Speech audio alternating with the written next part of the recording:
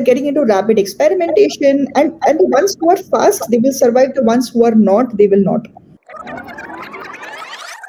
I think with pandemic hitting in, I think we all got introduced to this whole way of life of bunny. I think we used to talk about we are a VUCA world, right? I think now we are in bunny world, which means that it's like things can just change in a minute.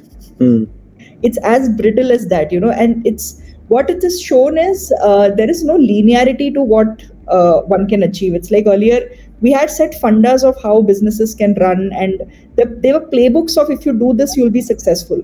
Yes. But I think that one pandemic disrupted it all. The real disruption was that, like the best ones could kind of got finished, over a couple of days, and there were some who could really thrive, right?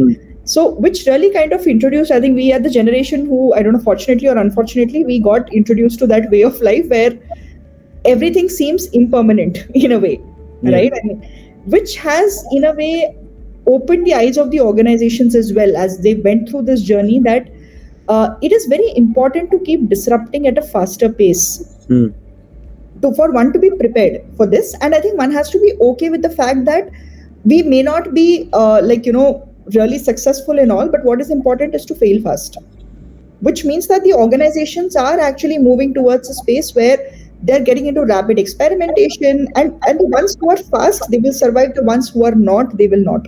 I think that's very clearly kind of put in, right?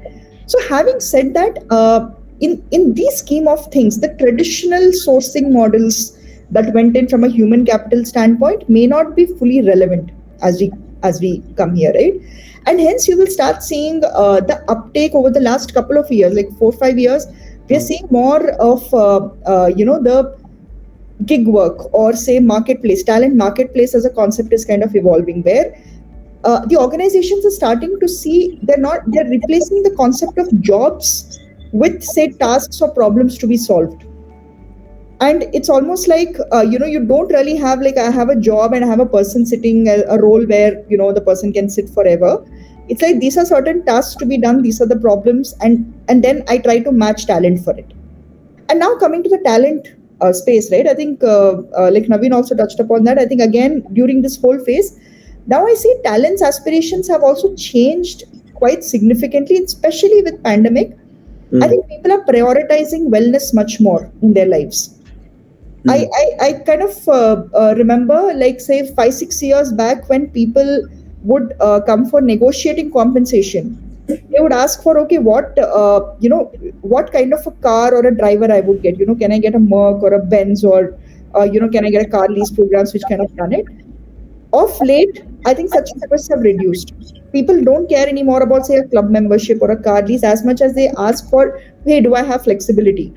What is a kind of an investment the organization is willing to make in the wellness space?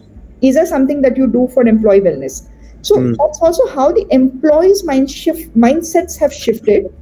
And we also saw during this time that there was a rise just on the demand side. There was a rise for the gig work. Even on the supply side, there was an attitude where people wanted to say, hey, I want more control of my time, so that I can spend that time on my own wellness, my loved ones, because I don't know tomorrow they may exist or not.